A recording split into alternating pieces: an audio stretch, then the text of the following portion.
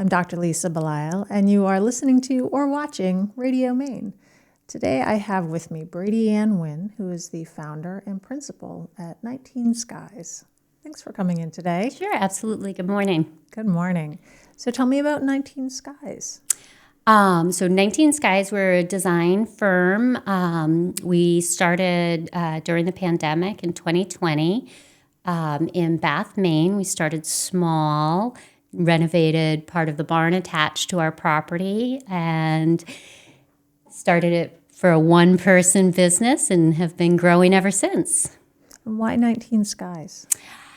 So that's a little bit of an homage to COVID-19, that a reminder that out of every situation, whether it's the worst situation we could possibly imagine, good things always come. And the skies is blue skies, new horizons. The world is open to you. So that's where it comes from. I love that you've embraced the 19 aspect of things. Yeah, well, why not? Yeah. Did you always want to be an interior designer? Yeah. I was very lucky when I was in sixth grade. We had a school project in a science class, actually, where everyone drew a job out of a hat. And as a class, we had to build a house on a beach and pay attention to a whole bunch of environmental aspects. And I drew architect. So that was my job for the project. And when I started working on it, I realized very quickly that we really could only build a square house. So the outside became very boring to me. And I spent all of my time working on the inside of the house. And that was when I had my aha moment of this is what I want to do. And I was extremely lucky that I kept on pushing for it and got there. And once I got there, I actually liked it. So I've been doing this since I was 21 years old. So I guess what I take away from this is that teachers who are creating lesson plans never know how they might be influencing their students for the future. Absolutely, absolutely. Especially, it was a science class. It had nothing to do with, design at all. But that particular teacher was very innovative, and she was very inspirational and very encouraging. So. What is the typical educational path of someone who chooses to do interior design? I think your typical path is you go to college for interior design and then you go out in the field. But I find in Maine, often the path is more unconventional. We don't have a school in the state of Maine that has interior design as a major. So I think a lot of Mainers who grow up here will go to a school for another discipline, get their core classes, and then finish somewhere else, which is what I did. Or now there are a lot of, especially after 2020, there are a lot of online options that are reputable schools. So I think a lot of people are doing that now. But I've also seen people do, a bachelor's in business and then go and get their master's in interior design. So there are a lot of different ways of going about it. I do think that being in the field is instrumental. And I have mentored a number of young students who want to become interior designers and have always encouraged them, get a job, go out in the field, get a job in the industry. It doesn't matter what it is, if it's in, the furniture industry or in flooring or at a paint store, just to get in the thick of it is going to take you miles past education. You had your own version of that because before you founded your own firm, you had a lot of different experiences in the field. What were some of the ones that you found most valuable? Well, when I was in college, I worked for a company called the Foresight Company, which they specialized in home decor products. So that was kind of my first immersion in the industry, and understanding what happens on the wholesale side of things was something that I took away from that.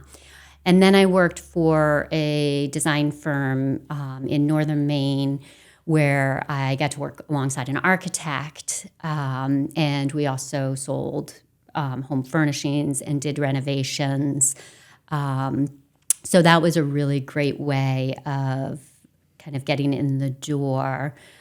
And then I worked for a company called Old Port Specialty Tile for a long time, and that was instrumental at really understanding some very technical details in our trade. I think that's an interesting thing for me to think about, because I know that a lot of times when I walk into a place that has excellent design, all I see is just the beauty of it. But then walking back, it makes sense that you'd have to have things that have the right dimensions and the things that fit together and all these other perspectives that I would never even have thought of. Yeah, see, not just the elements of color and form and shape, but then the technical details of, behind your wall, what are the elements that go into it to make it structurally sound? And that is a part of architecture, but it also is a part of how a sofa is built. You can pick a beautiful fabric, but is that fabric strong enough? Does it have the right backing? Is it going to hold up in the type of environment you're putting it in? How much light is going to hit it on a day-to-day basis? So those sorts of details are such an important part of what we do that's kind of hidden behind this glossy surface, but is what really holds a design together long-term for clients. When you're working with a client, is there ever a conflict between what they're hoping to achieve and what you know is technically possible? Absolutely. That's always going to happen. However, that's why they hire us, to help find the solution to get them to their end goal that actually works. So, yeah, absolutely. Now, I know that art it's probably not related to the technical side of things, but certainly more related to the form, the color, the feel. How do you work with art and artists and clients and kind of your own overarching sense of what may or may not fit? A lot of times, if we're asked to help with selecting art for a home, we usually will go to galleries, select different pieces that work within with the colors and the shapes and the style that we're working with. And then we'll present the client with a few options. A lot of times we will enlist the help of galleries to help with suggestions. And honestly, a lot of times we like to do commissions. It's more often that we find a style that we like from a particular artist, and then we say, okay, we need it to be this size by this size to fit our space. What can you create for us? And that's really exciting because then it becomes a little bit of a collaboration. So I know that commissions, having spoken to artists, I know that some artists are very open to commissions. Other artists, it's not so much. Not their preference. So how do you kind of negotiate with the artists and the art galleries to make that happen? Well, obviously, if the artist doesn't want to do commissions, you don't want to force them into a situation where they're not comfortable, and they have reasons for that. But we've been really lucky that a lot of artists here in Maine are open to it.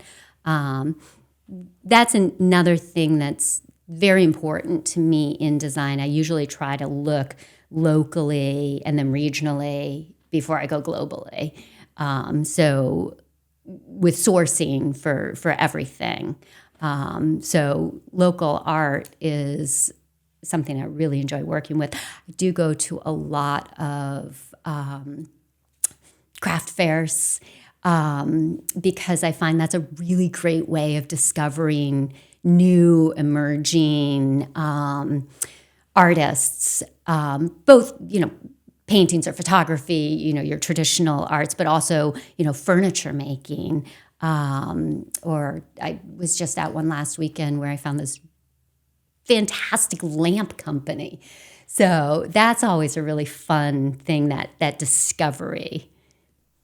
It seems like there's more out there now in the maker space than there once was.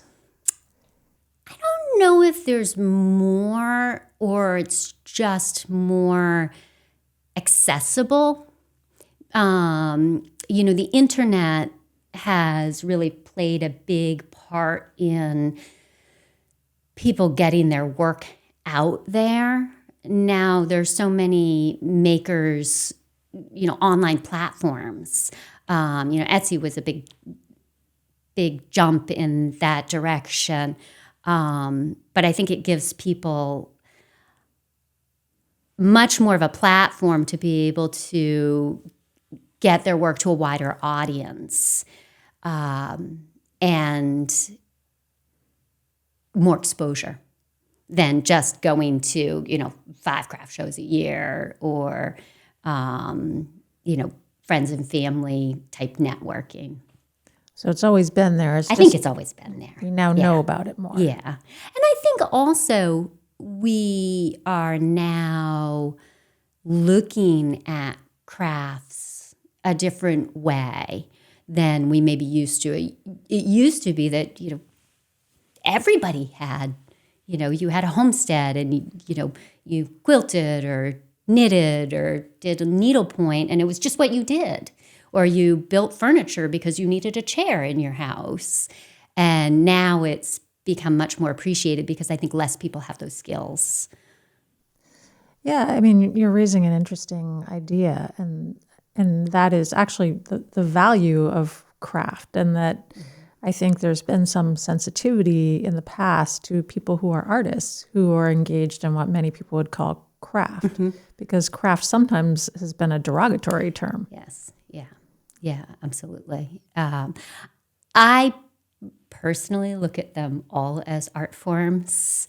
You have to have creativity to do any of those things. You have to have imagination. You have to have curiosity. That's art. You're looking at color and form and shape and function. That's art. Well, and to be clear, I agree. And I've never seen craft as any lesser or more than what we call art. And I was actually surprised to learn that this was actually a thing that caused some people some great frustration at times. Well, design in general didn't used to be considered an art form.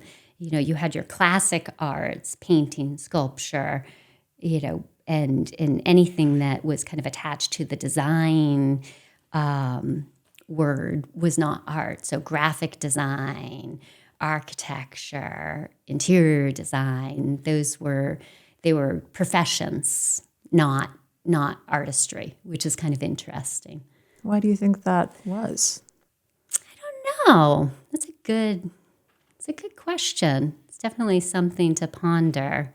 I think it maybe is similar to the whole crafts thing, that it just wasn't thought of the same way. Well, the reason that I ask this is that I know that making things more approachable and more attainable and more livable is very important to actually getting things like art into the home. Yes. And it's art broadly defined. Yes. Whether it's a macrame plant hanger or whether it's, an Eric Hopkins watercolor, for example. Well, from an interior design perspective, I always think of a room similar to, say, a painting. You have to have balance. You have to have a place where your eye enters the piece and exits the piece. You need a spot for your eye to move, a spot for your eye to pause. You have to have form and interest. All of the same elements that go into any painting should theoretically be in any good piece of design or good piece of crafts. It's all the same. So similar to what you're describing, when I've spoken with artists, there's a sense, and I'll say now, let's say visual artists and specifically painters that I've spoken with. And there's a sense of balance and having all the elements right. And when they actually get to the place where they think, okay, now it's done. Do you have that same? Absolutely. And also the spot where you stop and pause because you know it's not quite done, but you're not sure what the element is that it needs yet to complete it. And that's where you, for me, and I know you're a runner, so you'll appreciate this, that's my thinking space. So, it's not unusual to say, I need to walk away from this for a little bit, and then I'll go out on a run, and my mind will just start doing its own thing. And oftentimes that's where I find my piece that finishes whatever it is that's still open. Yes, I absolutely do the same thing. Although my art currently is more in the medical field, and my artistry, I guess, is kind of creating and maintaining teams. So I go out for a run, and I'm kind of problem solving around what is the missing element of the team that we need to either bring in or kind of create more potential around. So that's why I love the broader definition of art, because in my mind, it's really any creative process. Yeah. That makes a lot of sense. Where did you grow up? I grew up in a tiny little town called Temple, which is next to Farmington, and on a farm, very rural. There wasn't even a gas station in the town, so. And what's the high school in Maine that's associated with that? That's Mount Blue, yeah. Which at the time, it had a fantastic art department, and there was a very, very talented artist named Roger Bazalian who ran the department and was a huge influence on so many kids and encouraging them to go into the arts. And I can't even tell you how many people I went to high school with who are now practicing artists in one form or another, whether they're glass blowers or painters or like me, designer. And he was very influential for a lot of people, and I can't say enough about him. So that's another really wonderful kind of, shout out to the educational field. Yes. That here you are in rural Maine in a very tiny town going to what's probably a relatively small high school, and you have that one influential figure who kind of opens a space. I was very, very lucky to have him as a part of my education. He really encouraged me. I actually ended up skipping my senior year of high school because I was so driven to do what I wanted to do. And I had a lot of teachers say, no, you shouldn't do that. You need this experience. And he really encouraged me. In fact, he put me in for an art scholarship without telling me about it, which was really sweet and quite thoughtful, considering I was a junior, not a senior who was graduating. So is that when you went to the Maine College of Art? Yes, yeah. And what was that like? Because that's in Portland. That's probably kind of big city for somebody who's from Temple, Maine. Yeah. Well, so that was actually a big part of the reason why I went there and I didn't go out of state. I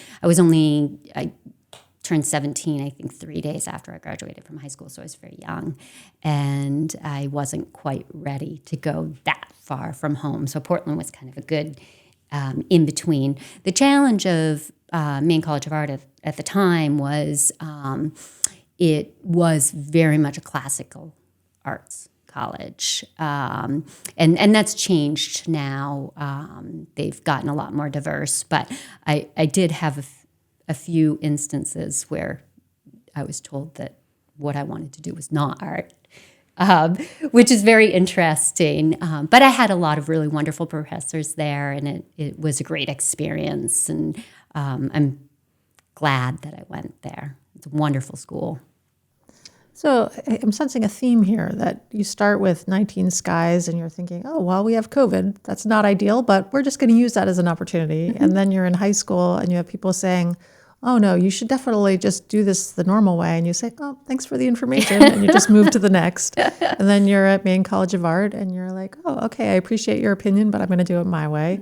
So what do you think it is about you that enables you to just stay really true to your core? I've always felt like this is what I was supposed to do. I've never really questioned that. My mother is a very independent person, and she definitely encouraged me to, know that I could do whatever I wanted to do. But I don't know, I guess I'm just stubborn. Well, I mean, that can actually be a really good thing, especially if you know what you want to do, because sometimes it is other people's voices that can be really distracting from that sense. And absolutely, I think, we all have our moments of doubt. Can I do this? Can I make this happen? But ultimately, I want to. So that drives me. The sense that it's a choice that you're making. Yes. Yeah, absolutely. We all have a choice every day to wake up and do this or do that. So yeah, that's a good point. So when you're doing design here in the state of Maine and you work with people probably who are both from Maine and outside of Maine who have different senses of style, maybe they are from South Beach and they have the kind of the brighter colors and you're looking at what they are interested in doing and you're thinking, I wonder how I can make this work in a house that is, I don't know, in the countryside in rural Maine. How do you kind of negotiate that conversation? Well, one of the things that I always like to impress on potential clients when we're interviewing each other, because it has to be the right fit from a personality perspective. I always say that every client has the right fit for a designer and every designer has the right fit for a client. So, but one of the things that I always try to get across is my taste is inconsequential. The whole point of the project, the whole point of my job is to design for their taste, to draw it out of them, even if they don't know what it is. So in that way, my work is very diverse. You won't look through my work and say, well, that's her style, because it's not my style, it's my client's style. So when clients come to me with a range of ideas, that's actually my inspiration. for starting projects is their thoughts, their ideas for the project. And that just sets me off on a wave that kind of brings everything all together. So, Do you think that all designers have that same approach? no, I don't. I think there are two schools of designers, and I find this in architecture as well. And I don't think either one of them is right or wrong. I think they're just different. There are a lot of benefits to both sides. I think there are designers that they have one look, and that's their style, and people come to them for that style specifically. And it's very smart in a lot of ways. It's a great way to get branded. That's, all of the designers that you see ending up with collections and having brands built around them is because they kind of gravitate towards that type of approach, which is very smart from a business perspective. And then you have the other side that design individually for each project and each client.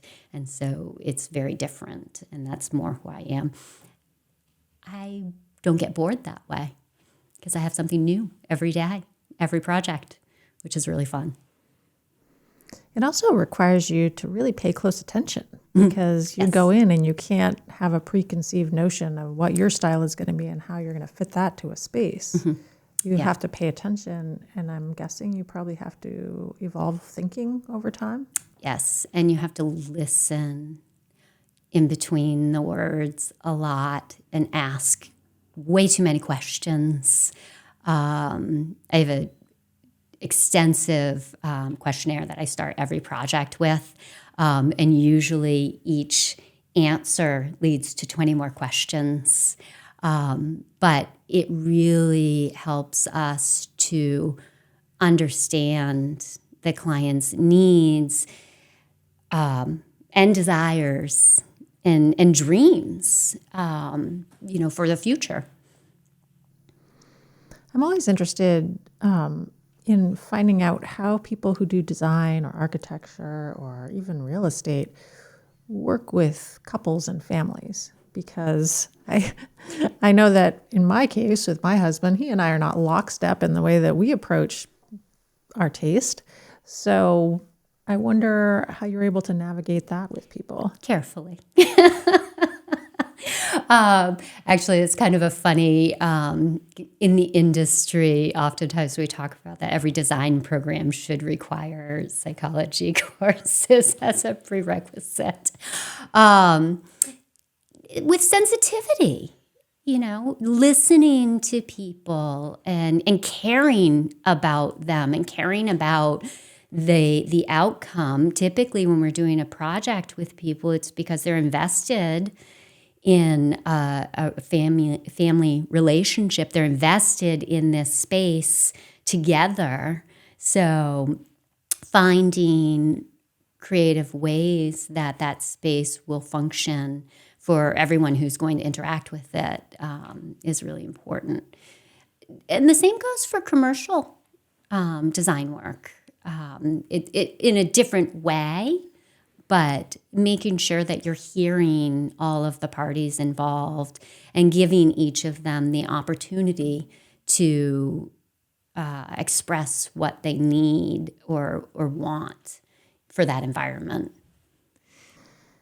Yeah, I think that's so important because space is so integral to our experience of the world. So if there's something that you're not hearing that ends up not being translated into the space, that actually has an impact on people's emotional and psychological well-being. Yeah. We spend the most amount of our time in indoor spaces, and they have a huge impact on how we feel on a day-to-day basis and how we interact with other people, with our work. It's such an important thing. Yeah. And I think one of the things we saw with the Portland Art Gallery during the pandemic is that was why people were buying more art. Is that many people, not all of us, I was still at the hospital, I was still in the medical practice, but many people were at home and they were with their kids or they were working or they were just hunkering down, and they really needed the almost the solace of having things around them that really mattered. So I wonder if people with that kind of acknowledgement are a little bit more aware and a little bit more careful now that we're kind of moving through this really big global event. Yeah, I would agree. I think people are more aware of their environments and how they impact them. When you have a family that's rushing through life, and two people who are working full-time jobs, and they're racing through the house, they may not be interacting with the environment in the same way as people are nesting a little bit more. I also have found that people are being more creative with their home environments, for sure. And a lot of people are getting involved in how those are created more than they maybe used to. Well, I've really enjoyed my conversation with you today. You've given me a lot to think about. I encourage you to go to Brady-Anne Winn's website to learn more about 19 Skies and consider whether she might be a good fit for your interior design needs.